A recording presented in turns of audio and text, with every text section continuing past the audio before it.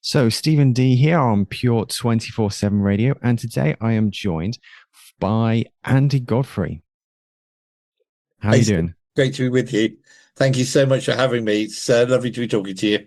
And this is the first of many interviews with the writers of Pure Media Magazine, which I'm really excited about. So, I'll be interviewing various writers talking about their column and their articles in the magazine. And so, first of all, we have Andy Godfrey to talk about his column, Lifted. Would you mind telling us a little bit about what it is that you do? Okay, so I actually have been in full-time Christian work for 40 years this year, having been a minister of a couple of churches and worked as a missionary in Eastern Europe. Today, I work with an evangelistic organisation. We're called Outreach UK. We are 151 years old. We have 80 evangelists. They're all part-time, working all over the country. And I work as a kind of pastor to about a dozen of them who live in the east of England. So I go and visit them, I encourage them, I advise them, I help them in their work, take a note of what they're doing. And basically, I'm like a pastor to the evangelists in my part of the world. I work one day a week with a church in Dunstable. Regular listeners to Pure on a Friday morning will know that I'm a film reviewer. So last year, at the encouragement of our great late friend Steve Legg, I wrote a book called Confessions of a Christian Film Critic, and I go off and do movie evenings for churches where we talk about, towards the end of the evening, the greatest story ever told, which of course is the gospel. And so yeah, so I'm a full-time evangelist. I live mainly by faith and out preaching most Sundays. Excellent. So that's what it is you do. And as a natural extension of that, you've got this column in Pure Media, the magazine called Lifted. And as part of that, you bring some really insightful stuff into what it is we can do day to day life and all the rest of it. And so in this particular edition, October edition of Pure Media, the magazine, you've got a really good article, which is titled Life Begins at 40. Do you mind telling us what inspired this? Yes, so as I said, I've been in full-time Christian work for 40 years. 40 years ago this year, I graduated from Moorlands Bible College with a diploma in evangelism and a diploma in theology. And this year we had a get together. A get together was arranged for all of us who were there 40 years ago.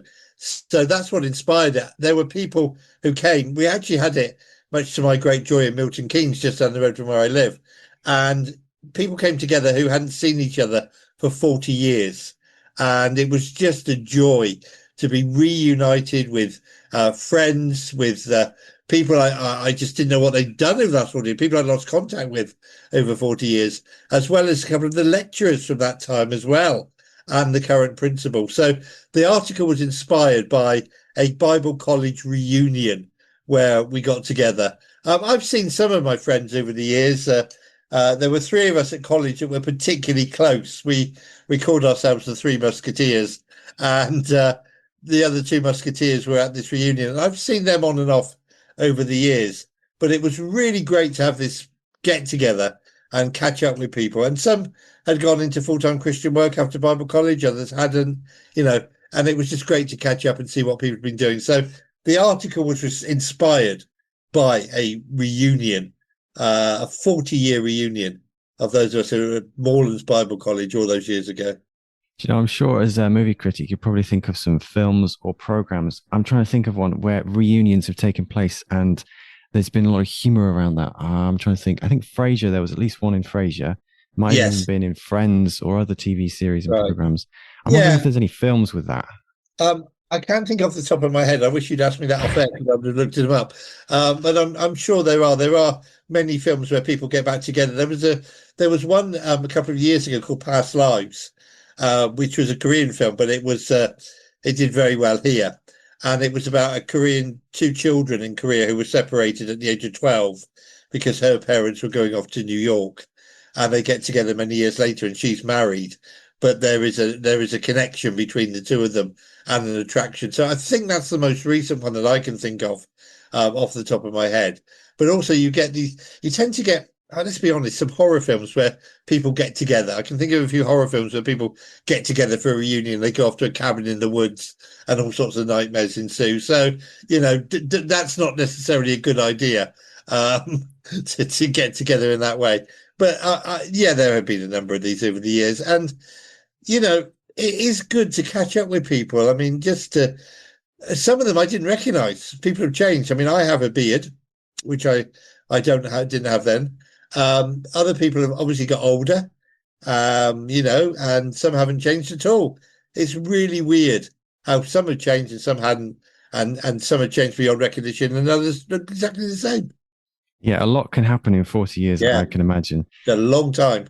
It Trust me, is. it's a long time. A lot has happened in my life in that time that I would never have anticipated. If you'd said to me 40 years ago, you would be you get married and then there would be a divorce. You'd have a daughter. You'd become great friends with a guy called Steve Legg, who would get you writing movie reviews and get you quoted on movie posters and encourage you to write a book. If you'd said to me 40 years ago, I would have seen Bruce Springsteen in concert 5 times. I wouldn't have believed that because I love Bruce, as you guys at Pure know. If you'd said to me, that I would have preached in Romania, in the largest Baptist church in Kazakhstan, if you'd said to me I would have preached in a church in Nicaragua, all these kind of things, if you'd said to me 40 years ago, I just wouldn't have believed you. But so much has happened in those 40 years. And there has been one consistent, which is that God has been one step ahead of me every step of the way. And I always like to say, we talk a lot about God walking alongside us, God being our friend and that's true. But what I have come to realize is that God is always one step ahead. So when there are decisions to be made about forks in the road, do we go left, right? Which way do we go? About jobs, which I've had to make over the years, about money, about spending money, about whether going to Nicaragua or not. God is always one step ahead. And even when I've made bad decisions in my life, God has always been one step ahead and said, okay, it's not plan A, it's not really what I wanted, but there is a plan B, and that's been to me one of the great comforts of the last 40 years and one of the great lessons that I've learned, that when I step out, particularly when I step out in faith, God is there and he is one step ahead of me. Absolutely. And that kind of brings us to the heart of what your article was trying to bring about. Life begins at 40 and what this reunion kind of inspired and reminded you of. Yeah, it did, because I looked at the lives of people who were great friends at college who I hadn't seen for 40 years. And I was obviously talking to them, finding out what they had done, what they'd been doing for the last 40 years. And you could see how God had been leading and guiding them. You could see how God had been leading and guiding people that I have kept in touch with. I mentioned the other two musketeers from college days. I could see how God had been leading and guiding them. I could see that there were great opportunities that they had taken. And it's really, really strange, because I read a long time ago that 90% of guidance is retrospective. You arrive in a place. Who'd have said 40 years ago I would be living in Milton Keynes talking to you guys on a Christian radio station? You arrive in a place at a point in your life, and it's a good place and it's a great place. And I love being here and I love my church and I love being in Milton Keynes and I love talking to you guys. And and you think, how did I get here? How did I get here? And it's when you look back, you can see that God was guiding. So one step ahead every step of the way. And I have one verse from scripture, which every time I've had to make a decision has cropped up. Somebody's preached on it. Somebody's given me in a right letter. Somebody's read it to me down the phone. Somebody sent it in an email. And if that verse of scripture hasn't cropped up, I kind of know that I'm on dodgy ground. But when that verse of scripture crops up, I kind of know I'm safe. And God has done that. And never underestimate the fact that God has a plan for you. And even if we mess it up and we go astray, God is saying, it's okay. I knew you were going to mess up in advance. So here's what we're going to do now. And I love that. And it was interesting to sort of catch up with people who were sharing the same experience, you know, of God's goodness, of God's grace, of God's leading, but of God being one step ahead. As I say, knowing.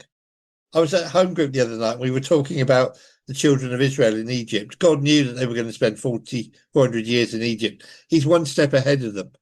You know, when David's going through his troubles, God's one step ahead of him, you know? And when Paul is on some of his missionary journeys, God is one step ahead of him, preparing the way. And even if we do take a fork in the road and go offline, off what God intended, there is always this miraculous plan B where God can say, okay, we can sort this out. You know, we'll work this out. And it's just a case of trusting and believing, and sometimes taking a step of faith. I can tell you, Stephen, over the years, some of the steps of faith I've taken, people have said to me, I'm crazy. I mean, I could give you some examples of practical examples. But God has always said, no, you're not crazy. Because even if you fall, I'm there to catch you. Yeah. You can't lose. Can't lose. No. Yeah. It might not be as good as God planned, but you still can't lose. Absolutely. Especially if you're stepping out to if your heart's in the right place, even if you make a mistake, but you're trying to do what you think is the right thing, Yeah. God's going to catch you in the. So I think that brings us to a great place of what's the one thing you want people to take away from reading your article? What's the one thing that you want people to take away from this? My verse of scripture that has always come up is Psalm 37, verse 4, which is delight yourself in the Lord, and he will give you the desire of your heart. And what I want people to take away is it doesn't matter how old you get. 40 years is a long time. I'm 63. All right. And I probably look it, but I'm 63. And I have learned over 57 years of being a Christian that it doesn't matter how old you get, just keep trusting the Lord. Just keep saying, Lord, life can begin now. There's always something new with God. There's a new adventure. Every day can be a new adventure. I know maybe some people listening to this get up in the morning and they go to work and life's a bit routine, but you never know when you put yourself in God's hands how God can use you.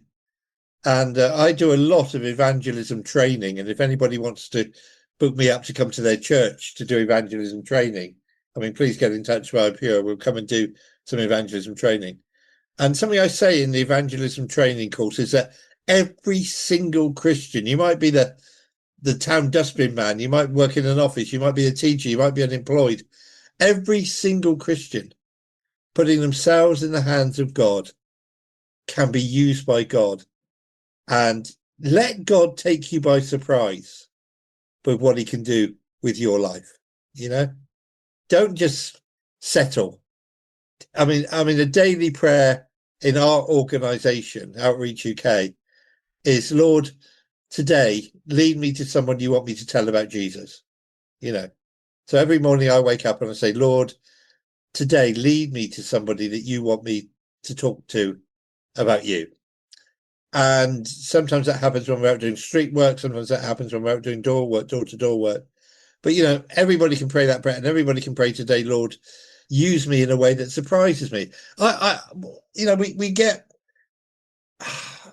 I want us to be a little bit more excited about our faith. I want us to be a little bit more excited about Christian living. I mean, you guys at Pure have proved the provision of God and how God keeps you going, because you've been down to your last penny. I know you have at times, and God keeps us going. Get excited about the faith. Get excited about our God. Get excited about the fact that God is saying to us, to ordinary people, I can use you in ways that you can't even begin to imagine right now.